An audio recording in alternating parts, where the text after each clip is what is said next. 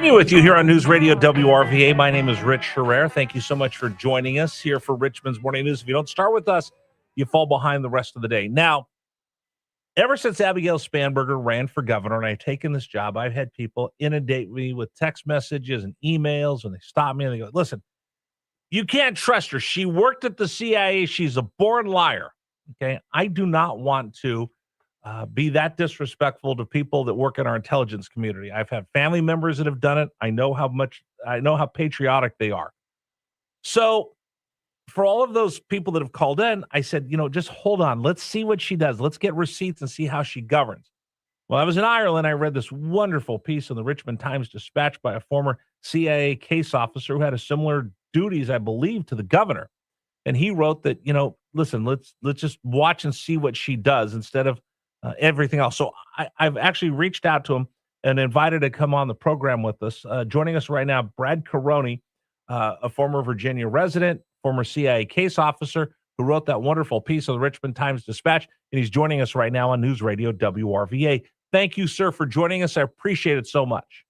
Wonderful to meet you, Rich. Glad to be here and glad to answer some questions and just fill in some of the blanks for you. So, as I told you, instantly people are like, oh, CIA, you can't trust them. Well, I know the people that work at CIA. I have family members that have done it.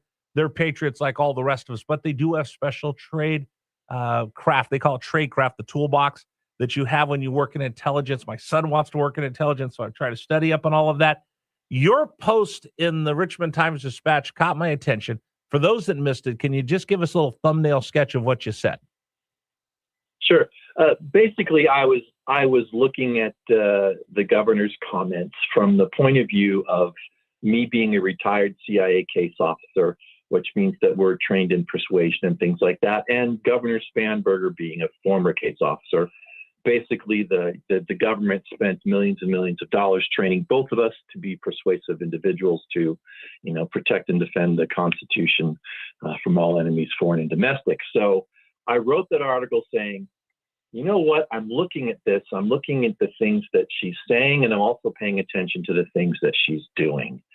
And what I noticed on my end is that some of the things that she was talking about seem to be consistent with branding, your image, and tradecraft. And so I wrote it from that perspective. Now, what I also noticed is you talked about receipts, right? I mentioned that in my article.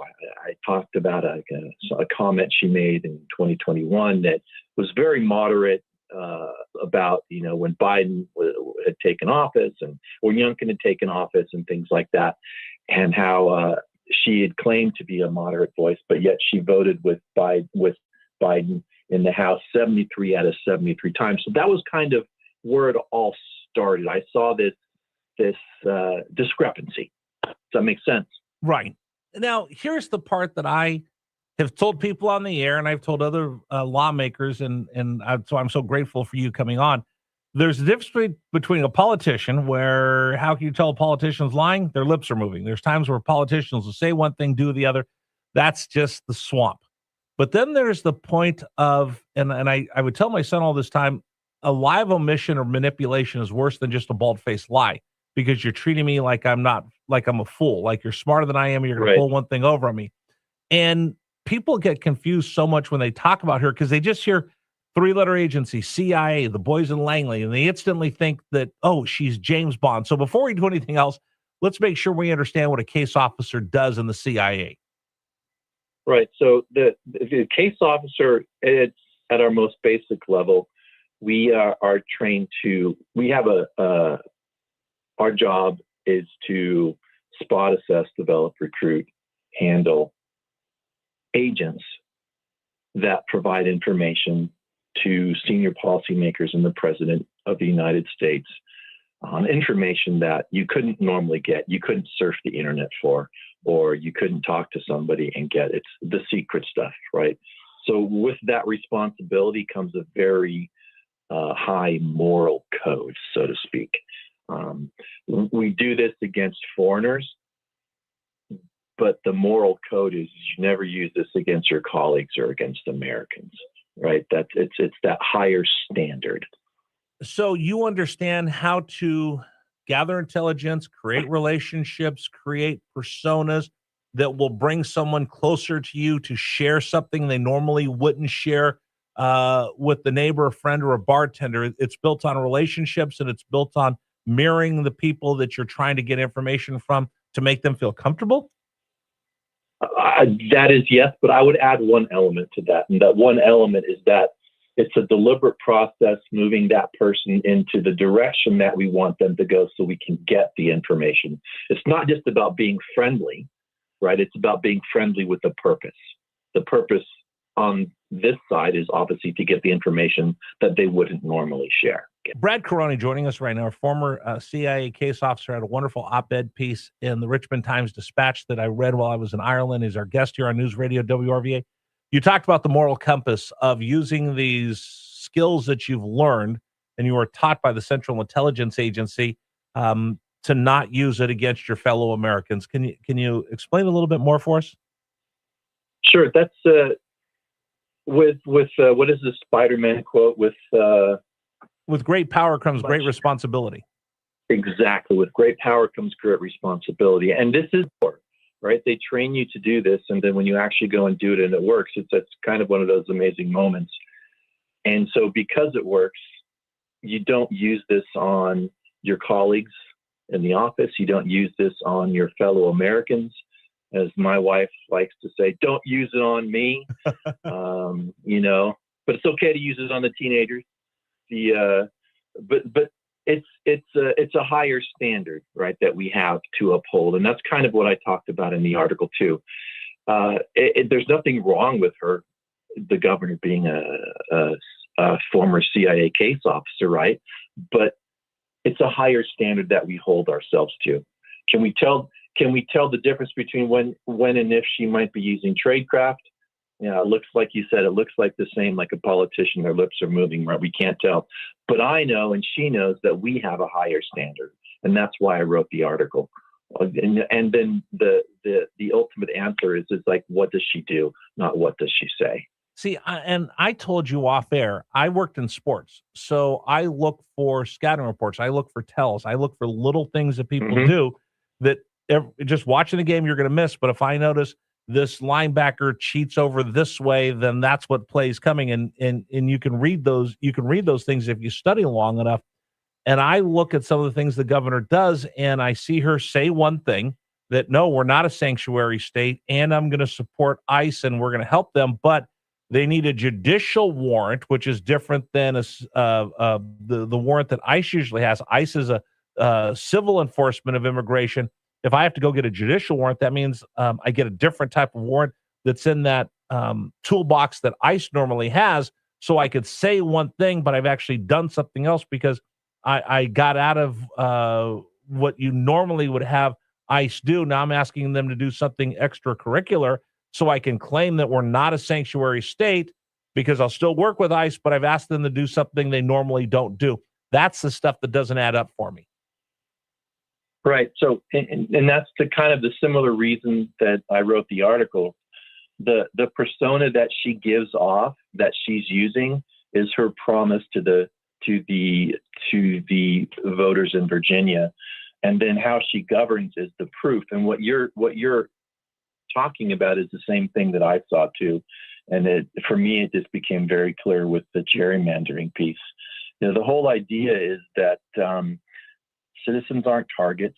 The fair question is not whether or not I can prove that she's using tradecraft. It's, whether her public persona just matches what her governing record is going to be. And that's what the ledger is designed to test. And so as John Q. citizen, will they be able to know if she's using CIA tradecraft? No. And can I guarantee that I can say she's using it? No. But what I can say is, does I'm going to play a spot after this and then muster.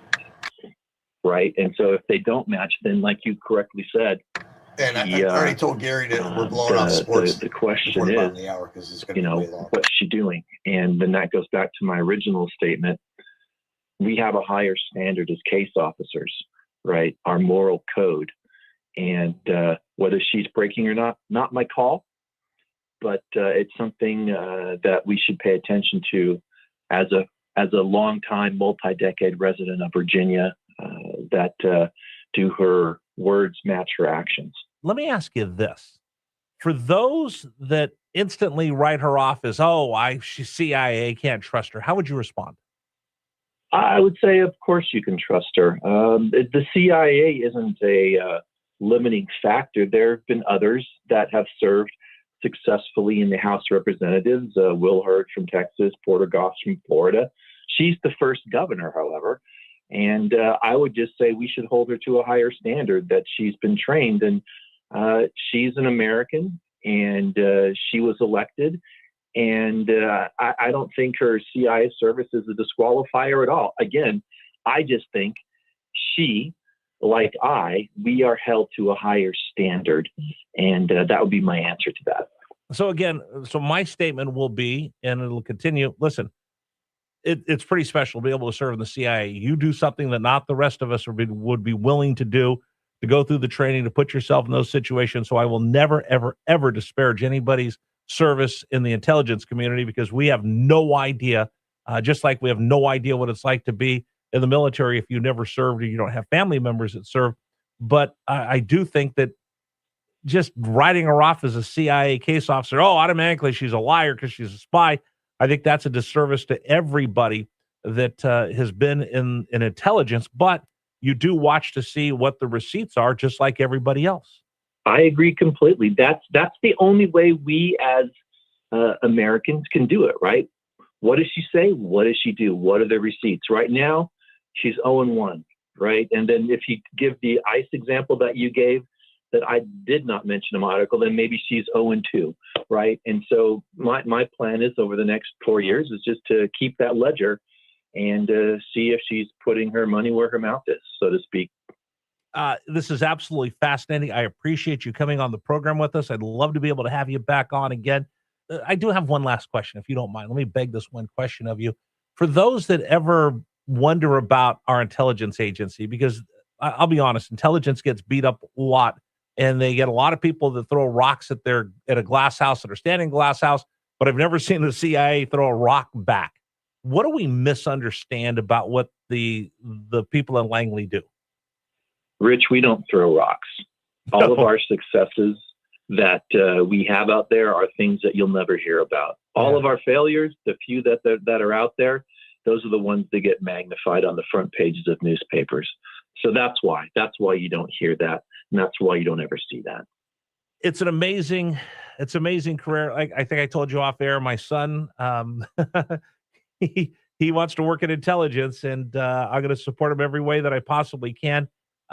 Those that serve in intelligence are the ones that, we see the folks that serve in the military. God bless them. We never see those warriors that work in intelligence, and they're the unknown, unseen, nameless heroes that make me proud to be an American, and they allow me to sleep at night because there's someone like you, there's someone like Abigail Spanberger that were standing watch, making sure that we were going to be safe each and every night, even though we never knew where you were or what you did. So I just wanted to thank you. Well, thank you very much, Rich. I appreciate that. We'll continue with you. It's News Radio WRVA. We promised you a first-class country music cruise, and the first sailing of Top Shelf Country Cruise delivered. The bar's set.